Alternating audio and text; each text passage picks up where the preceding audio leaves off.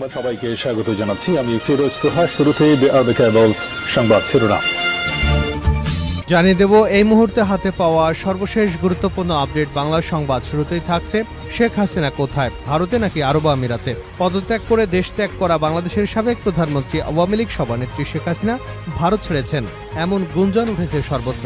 বেশ কয়েকটি সূত্র ও গণমাধ্যম এমন তথ্য দিয়েছে, তবে নিশ্চিতভাবে কোনো সূত্রই বিস্তারিত জানাতে পারেনি। তাদের বক্তব্য, ভারত ছেড়ে শেখ হাসিনা আরব আমিরাতের আজমান শহরে আশ্রয় নিয়েছে। সংবাদ মাধ্যমগুলোতে প্রকাশ করা হয়েছে যে আরব আমিরাতের আজমানে আওয়ামী লীগের প্রভাবশালী নেতা শামীম ওসমানের নিজের একটি বাড়ি রয়েছে। সম্প্রতি তাকে দেশটিতে দেখা গেছে। সেখানে তিনি তার পরিবার সহ শীর্ষ কয়েকজন নেতাদের আশ্রয়ের বিষয়ে কাজ করছেন।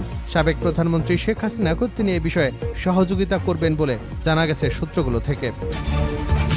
এবারে জানাবো সাবের হোসেন চৌধুরীকে লক্ষ্য করে পঞ্চা ডিম নিক্ষেপ। বিএনপির কার্যালয়ে পুলিশের লাঠি চার্জে মকবুল নামের এক কর্মী নিহত হবার ঘটনায় দায়ের করা মামলায় সাবেক মন্ত্রী সাবের হোসেন চৌধুরীকে 5 দিনের রিমান্ড মঞ্জুর করেছেন আদালত। হত্যা মামলা রিমান্ড শুনানি শেষে আদালতের সামনে সাবের হোসেনের উপর পচা ডিম নিক্ষেপ করেছেন বিএনপি নেতাকর্মীরা। এছাড়া আদালতে পুলিশের প্রোটোকল ভেঙে তার উপর হামলারও চেষ্টা করেছে কয়েকজন। জানাবো আবু সাইদকে সন্ত্রাসী আখ্যা, নির্বাহী ম্যাজিস্ট্রেট উর্মি বরখাস্ত। ওএসডি হওয়া লালমনিরহাট জেলা প্রশাসনের নির্বাহী ম্যাজিস্ট্রেট তাপসী তাবাচ্ছুম উর্মিকে সাময়িকভাবে বরখাস্ত করা হয়েছে। আজ সোমবার জনপ্রশাসন মন্ত্রণালয়ের জনসংযোগ কর্মকর্তার পক্ষ থেকে সংবাদ মাধ্যমকে এ তথ্য জানানো হয়েছে। বৈষম্য বিরোধী ছাত্র আন্দোলনে পুলিশের গুলিতে নিহত বেগম রোকেয়া বিশ্ববিদ্যালয়ের ছাত্র আবু সাইদকে সন্ত্রাসী আখ্যা দিয়ে ফেসবুকে পোস্ট দিয়েছিলেন তাপসী তাবাচ্ছুম উর্মি। তার বিরুদ্ধে সরকারি বিধি অনুযায়ী প্রশাসনিক ব্যবস্থা নেবারও প্রক্রিয়া শুরু করেছে সরকার। এদিকে গত 7 দিনে ভারতে গেছে 411 টন ইলিশ। অনেক আলোচনা সমালোচনার পর ভারতে রপ্তানি হচ্ছে বাংলাদেশের ইলিশ। যশোরের বেনাপোল স্থলবন্দর দিয়ে গত 7 দিনে 131 ট্রাকে করে 411 টন 300 কেজি ইলিশ ভারতে রপ্তানি করা হয়েছে। জানিয়ে দেব, দুর্নীতি কিছুটা কমলেও চাঁদাবাজি তেমন কমেনি পরিকল্পনা উপদেষ্টা। দুর্নীতি কিছুটা কমেছে বলে জানিয়েছেন পরিকল্পনা ও শিক্ষা উপদেষ্টা ডক্টর ওয়াহিদুজ্জামান মাহমুদ। তবে চাঁদাবাজি কমেনি বলে জানিয়েছেন তিনি। সোমবার প্রধান উপদেষ্টার কার্যালয়ে অন্তর্বর্তীকালীন সরকারের দ্বিতীয় জাতীয় অর্থনৈতিক পরিষদের নির্বাহী কমিটির বৈঠক শেষে রাজধানীর শেরেবাংলা নগরে এনইসি সম্মেলন কক্ষে সংবাদ সম্মেলনে উপদেষ্টা একথা বলেন। এবং সর্বশেষ জানাবো, বাংলাদেশে আসছেন নেইমার ভক্তদের জন্য সুখবর। সবকিছু ঠিক থাকলে আগামী বছরের শুরুতে বাংলাদেশে পা রাখতে পারেন ব্রাজিল ফুটবলের এই সুপারস্টার। যেখানে আল হিলালের এই স্ট্রাইকারকে সামনাসামনি দেখার সুযোগ পাবেন বাংলাদেশের ভক্তরা। নেইমারের বাংলাদেশে আসার বিষয়টি দেশের একটি বেসরকারি টেলিভিশনকে নিশ্চিত করেছেন এই তারকার পারিবারিক বন্ধু রবিন মিয়া। এতক্ষণ শিরোনাম শুনছিলেন, এবার বিস্তারিত। প্রিয় দর্শক, আপনি যদি এই চ্যানেলে নতুন হয়ে থাকেন, ভিডিওটি দেখতে দেখতে চ্যানেলটি সাবস্ক্রাইব করে আমাদের সঙ্গে থাকুন। আর এই ভিডিও সম্পর্কে আপনি আপনার মূল্যবান মতামতটি কমেন্ট বক্সে জানিয়ে দিন। আর হ্যাঁ প্রিয় দর্শক, জানিয়ে দিন ভিডিওটি কোথা থেকে দেখছেন। শেখ হাসিনা কোথায়, ভারত নাকি আরব আমিরাতে? পদত্যাগ করে দেশ ত্যাগ করা বাংলাদেশের সাবেক প্রধানমন্ত্রী এবং আওয়ামী লীগের সভানেত্রী শেখ হাসিনা ভারত ছেড়েছেন এমন গুঞ্জন উঠেছে সর্বত্র। বেশ কয়েকটি সূত্র ও গণমাধ্যম এমন তথ্য দিয়েছে, তবে নিশ্চিতভাবেই কোনো সূত্রই এর বিস্তারিত জানাতে পারেনি। তাদের বক্তব্য, ভারত ছেড়ে শেখ হাসিনা আরব আমিরাতে আজমান শহরে আশ্রয় নিয়েছে। সংবাদ মাধ্যমগুলোতে প্রকাশ করা হয়েছে যে আরব আমিরাতের আজমানে আওয়ামী লীগের প্রভাবশালী নেতা শামীম ওসমানের নিজের একটি বাড়ি আছে। সম্প্রতি তাকে দেশটিতে দেখা গেছে। সেখানে তিনি তার পরিবার সহ শীর্ষ কয়েকজন নেতাদের আশ্রয়ের বিষয়ে কাজ করছেন। সাবেক প্রধানমন্ত্রী শেখ হাসিনাকেও তিনি এ বিষয়ে সহযোগিতা করছেন বলে জানায় সূত্রগুলো। তবে ঠিক কবে নাগাদ শেখ হাসিনা আরব আমিরাতে পৌঁছেছেন অথবা তিনি কি সত্যিই ভারত ছেড়েছেন তার কোনো তথ্য দায়িত্বশীল পক্ষ এখনও নিশ্চিত করতে পারেনি। এমনকি ভারতের পক্ষ থেকেও এমন কোনো বক্তব্য এখনও আসেনি। তবে এর আগেও এমন গুঞ্জন রটে যে পদত্যাগ করে দেশ ত্যাগের পর ভারতে গিয়ে সেখান থেকে ইউরোপ, আমেরিকা এবং মধ্যপ্রাচ্যের বেশ কয়েকটি দেশে শেখ হাসিনার রাজনৈতিক আশ্রয় চেয়েছে এবং ব্যর্থ হয়েছেন। তবে সেই সময় তার ছেলে সজীব ওয়াজেদ জয় নিশ্চিত করে বলেন যে তার মা ভারতে আছেন এবং কোথাও আশ্রয় চাননি। এদিকে আন্তর্জাতিক কূটনৈতিক মহলে শেখ হাসিনার ভারতের অবস্থান নিয়ে মোদী সরকারকে দেশের ভেতরে বাইরে যথেষ্ট চাপের মুখে পড়তে হয়েছে। এ নিয়ে মোদী সরকারকে বিব্রতকর অবস্থার মধ্য দিয়ে যেতে হয়েছে বলে বেশ কিছু আন্তর্জাতিক গণমাধ্যম নিশ্চিত করেছে। উল্লেখ্য, গত 5 অগাস্ট বাংলাদেশের ছাত্র জনতার গণঅভ্যুত্থানের ফলে শেখ হাসিনার বাংলাদেশের প্রধানমন্ত্রীর পদ থেকে ইস্তফা দিয়ে দেশ ত্যাগ করে ভারতে পালিয়ে যান। সেখানে তিনি গত 2 মাস অবস্থান করেন। দেশটিতে শুধু তিনিই নন, রয়েছেন আওয়ামী লীগের অনেক নেতা এবং শেখ হাসিনার সরকারের সময়কালের অনেক কর্মকর্তাও।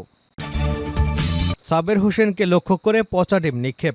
বিএনপির কার্যালয়ে পুলিশের লাঠির চার্জে মকবুল নামের এক কর্মী নিহত হবার ঘটনায় করা মামলায় সাবেক মন্ত্রী সাবের হোসেন চৌধুরীকে 5 দিনের রিমান্ড মঞ্জুর করেছেন আদালত। সোমবার ঢাকার অতিরিক্ত চিফ মেট্রোপলিটন ম্যাজিস্ট্রেট মাহবুবুল হক রিমান্ডের আদেশ দিয়েছেন। এদিকে হত্যা মামলায় রিমান্ড শুনানি শেষে আদালতের সামনে সাবের হোসেনের উপর পচা ডিম নিক্ষেপ করেছেন বিএনপি নেতাকর্মীরা। এছাড়া আদালতে পুলিশের প্রোটোকল ভেঙে তার উপর হামলার চেষ্টা করেছেন কয়েকজন।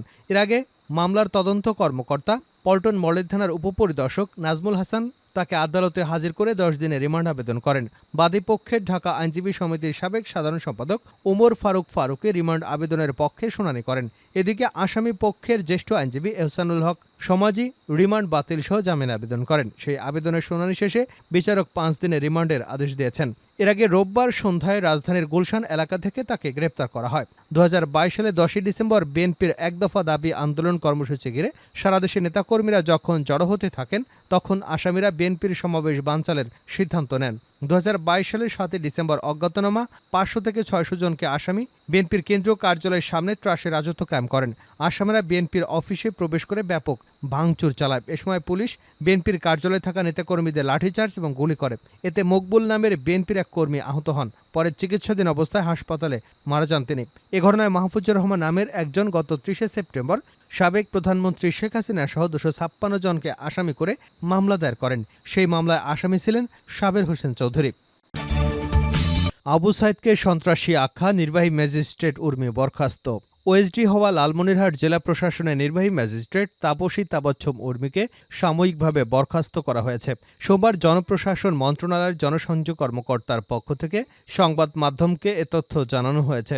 বৈষম্য বিরোধী ছাত্র আন্দোলনে পুলিশের গুলিতে নিহত বেগম রোকেয়া বিশ্ববিদ্যালয়ের ছাত্র আবু সাইদকে সন্ত্রাসী আখ্যা দিয়ে ফেসবুকে পোস্ট দিয়েছিলেন তাপসী তাবচ্ছম উর্মি। তার বিরুদ্ধে চাকুরি বিধি অনুযায়ী প্রশাসনিক ব্যবস্থা নেওয়ার প্রক্রিয়া শুরু করেছে সরকার। গত 7 দিনে ভারতে গেছে 411 টন ইলিশ। অনেক আলোচনা সমালোচনার পর ভারতে রপ্তানি হচ্ছে বাংলাদেশের ইলিশ। যশোরের বেনাপোল স্থলবন্দর দিয়ে গত 7 দিনে 131 ট্রাকে করে 411 টন 300 কেজি ইলিশ ভারতে রপ্তানি করা হয়েছে। গতকাল রবিবার বিষয়টি নিশ্চিত করেছেন বেনাপোল স্থলবন্দরের উপপরিচালক রাশিদুল সজীব নাজির।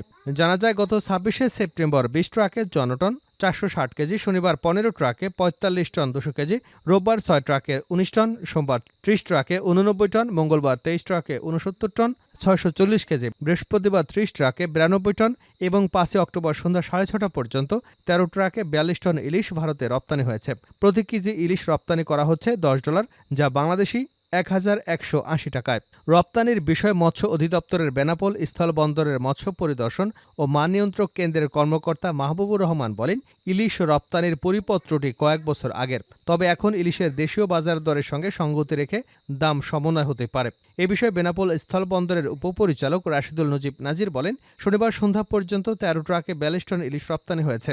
এ নিয়ে এক সপ্তাহে ভারতে ইলিশ রপ্তানি হল 411 টন 300 কেজি।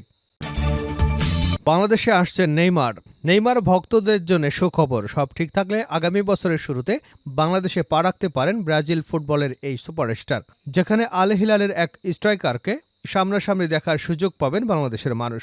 নেইমারে বাংলাদেশে আসার বিষয়টি দেশের একটি বেসরকারি টেলিভিশনকে নিশ্চিত করেছেন এই তারকার পারিবারিক বন্ধু রবিন মিয়া। রবিন বলেন, নেইমারের আসার ব্যাপারে একটি প্রতিষ্ঠানের সঙ্গে মৌখিক ও লিখিতভাবে কথা হয়েছে। আশা করি আগামী বছরের শুরুর দিকে তাকে বাংলাদেশে আনতে পারব। আমি চাইব নেইমারের এই সফরটা যেন পুরোপুরি দেশের মানুষের আবেগের সঙ্গে মিশে যেতে পারে। আমরা 4টি আয়োজন করব। 16 কোটি মানুষকে আর নেইমারের সঙ্গে দেখা করানো সম্ভব নয়। আমরা আমাদের জায়গা থেকে যতটুকু সম্ভব করব।